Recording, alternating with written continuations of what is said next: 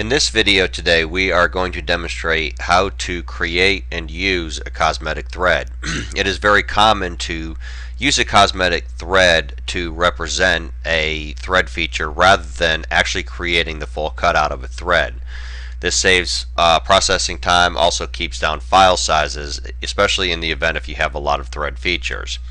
Now in my catalog I've already created and stored a cosmetic thread that we're going to be able to use. However, what I want to demonstrate is how to create that same catalog item. So what we're going to do is we're going to go ahead and come into our fasteners. We're going to drag a fastener and we'll just pick a default fastener. What I'm going to do is under our visualization tab, I'm going to click the eyedropper to fill the eyedropper. I'm going to pan over our thread and left click once to fill our eyedropper. Now under the Common tab, we'll go ahead and create a new catalog. We'll left click and drop that into our catalog. We'll hit escape and I'll left click once, pause, left click again, and we'll just go ahead and label this thread. So that's how you would go ahead and create this for a catalog item. Alright, so the first step is that what we want to do is, let's say we've got a 2-inch shaft here and we're going to thread the whole shaft. I want to drill down to the face so that the face is highlighted, and then all I have to do is left click and drag that thread into the scene. Now what I'll do is back under my visualization tab, I'd like to go ahead and tighten these threads up some. So what I'm going to do is I'm going to go ahead and click on my texture, and this is basically the profile information for that texture. You'll see if I left hold my mouse and drag and release, you can see that we can go ahead and tighten up those threads. I can also right click, I can go to my settings, and I can actually set a height if I want to go ahead and set an even height. In this example we'll do 0.5. We'll go ahead and click on texture to finish. Okay, now let's say however we wanted to only thread 3/4 of an inch of this shaft. I'll go ahead and use Control Z to undo that.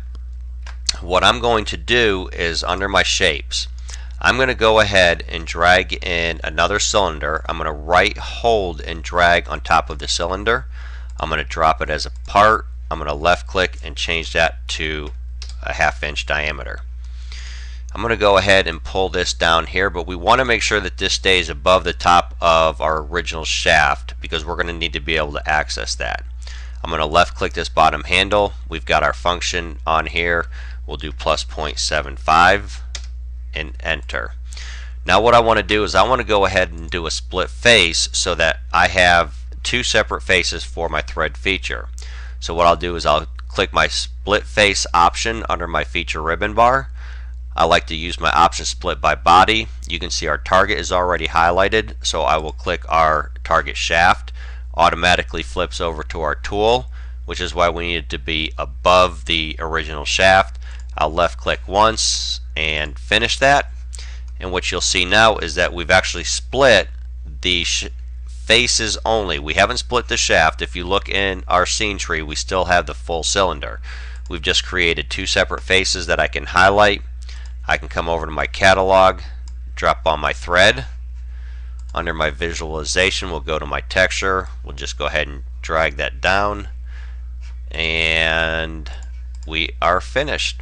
What's nice about this feature is that we now have that as a feature in our scene tree. I can left click that, and if I wanted to, I can go ahead and add another 1/4 inch, and I can go ahead and increase my thread distance by using that tool.